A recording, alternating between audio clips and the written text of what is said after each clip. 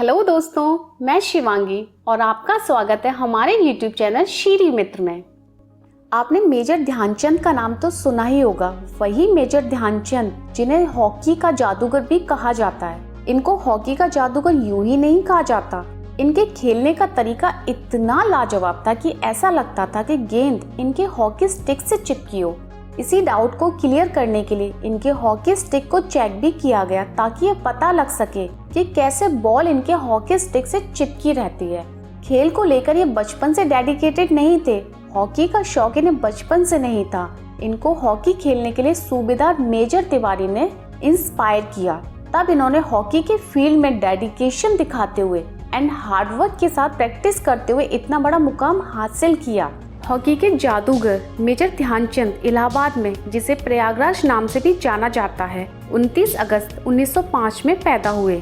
Year 1922 में ये दिल्ली में प्रथम ब्राह्मण रेजिमेंट सेना में एक नॉर्मल सोल्जर बने और यहीं से शुरू हुआ उनका हॉकी का जादूगर बनने का सफर। उस समय किसी को नहीं पता था कि ये आगे चलकर अपने देश भारत का नाम रोशन करने वाले हैं। यहीं ये रेजिमेंट के सूबेदार मेजर तिवारी के कांटेक्ट में आए, जो खुद भी हॉकी खेल के शौकीन थे। उन्हीं ने इन्हें हॉकी खेलने के लिए इंस्पायर किया। ईयर 1922 से 1926 तक ये सेना में कंपटीशन में हॉकी खेला करते थे। वहीं से ये हॉकी को लेकर इनकरेज्ड हो गए। इसके बाद इन्होंने 1926 में न्यूजीलैंड में पहला मैच खेला। इन्होंने न्यूजीलैंड में 21 मैच खेले, जिसमें से इन्होंने 18 मैच जीते, 2 ड्रॉ हुए और 1 हार गए और इसमें इन्होंने टोटल 192 गोल किए। उस मैच के बाद से इनका हौसला बढ़ गया और अपनी प्रैक्टिस बढ़ा दी। इसके बाद 1927 में ध्यानचंद को सेना का लायंस नायक बना दिया। अपनी प्रोग्रेस देखकर इन्होंने आम लोगों की तरह खुश होकर घमंड करना शुरू नहीं किया, जैसे नॉर्मली हमारे यहाँ प्रमोट होने पर लोग करने लग जाते हैं। इसके बाद 1928 में एम्स्टर्डम ओलंपिक गेम्स में पहली बार इंडियन हॉकी टीम ने पार्टिसिपेट किया और फाइनल में हॉलैंड को 3-0 से हराकर गोल्ड मेडल को अपना बना लिया।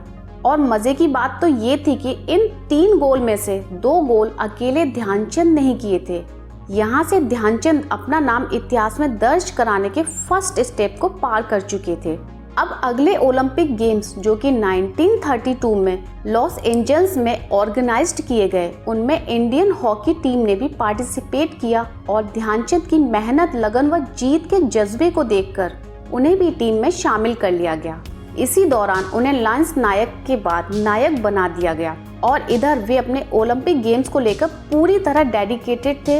अपना गोल क्लियर कर लिया इन्होंने कि उन्हें अब अपना बेस्ट करना है और हॉकी के फाइनल मैच में इंडिया ने अमेरिका को 24-1 से हराया।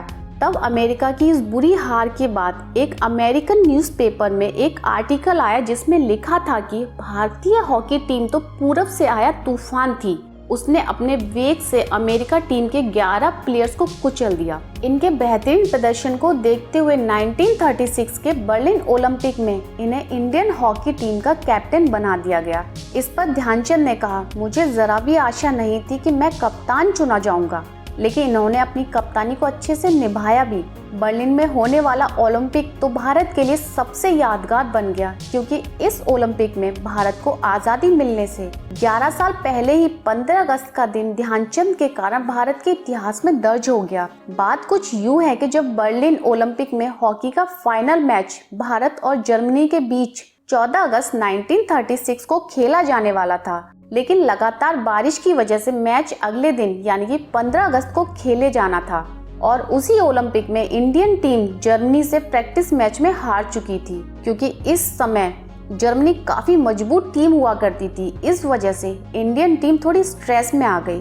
तभी इंडियन टीम के मैनेजर पंकज गुप्ता ने टीम की प्रॉब्लम को समझते हुए पूरी टीम को ड्रेसिंग रूम में बुलाया और वहां पर तिरंगा झंडा सामने रखा और कहा, इसकी लाज अब तुम्हारे हाथों में है।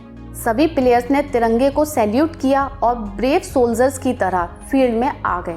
उस समय फील्ड हजारों दर्शकों से भरा हुआ था और वहां उस टाइम जर्मनी का तानाशाह हिटलर भी प्रेजेंट था।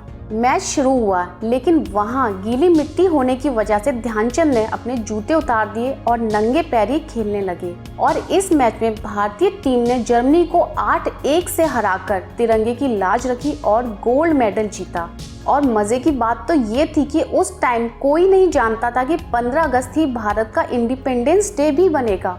ध्यानचंद की इस परफॉर्मेंस को देखकर तानाशाह हिटलर भी उनका फैन हो गया और उनसे इम्प्रेस्ड होकर हिटलर ने उन्हें ऑफर दिया, तुम मेरी टीम ज्वाइन कर लो, जर्मनी की तरफ से खेलो, मैं तुम्हें हाई पोस्ट वाली जॉब और बहुत सारा पैसा दूंगा।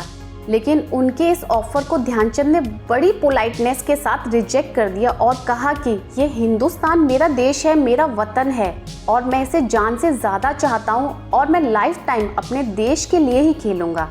इसके बाद 1937 में इनको सूबेदार, 1938 में वाइसरॉय और 1943 में लेफ्टिनेंट बना दिया गया। वहीं सन 1948 में कप्तान और बाद में मेजर बना दिया गया।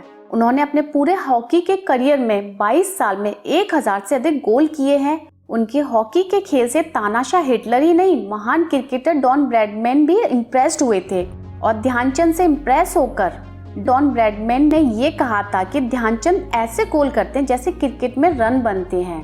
अपने देश भारत का नाम दुनिया में रोशन करने और देश का गौरव बढ़ाने के लिए इन्हें सन 1956 में पद्म भूषण सम्मान दिया गया और इनके जन्मदिन 29 अगस्त को खेल दिवस के रूप में सेलिब्रेट किया जाता है। इसी दिन बेस्ट परफॉर्म करने वाले प्लेयर्स को नेशनल अर्जुन अवार्ड और द्रोणाचार्य अवार्ड दिए जाते हैं। देश को गौरवान्वित करने के लिए इनके सम्मान में अभी हाल ही में राजीव गांधी खेल रत्न अवार्ड का नाम बदलकर मेजर ध्यानचंद खेल रत्न अवार्ड रख दिया गया है, जो कि खेल जगत का सर्वोच्च पुरस्कार है। ऐसे होनहार, ब्रेव, डेडिकेटेड और ग्रेट प्लेयर को अपने देश भारत का नाम रोशन करने के लिए हम दिल से सैल्यूट करते हैं। तो दोस्तों, कैसी लगी ये वीडियो हमें कमेंट करके बताइएगा ज़रूर। और अगर आपको ये डिटेल्स अच्छी लगी हो और अपने देश भारत के नागरिक होने के नाते भारत का नाम रोशन करने वाले मेजर ध्यानचंद के बारे में जानकर अच्छा लगा हो तो वीडियो लाइक कीजिए और अपने दोस्तों के साथ शेयर कीजिए, क्योंकि क्या पता आपके द्वारा शेयर की गई वीडियो किसी की ज़िंदगी बेहतर बना दे। Thank you.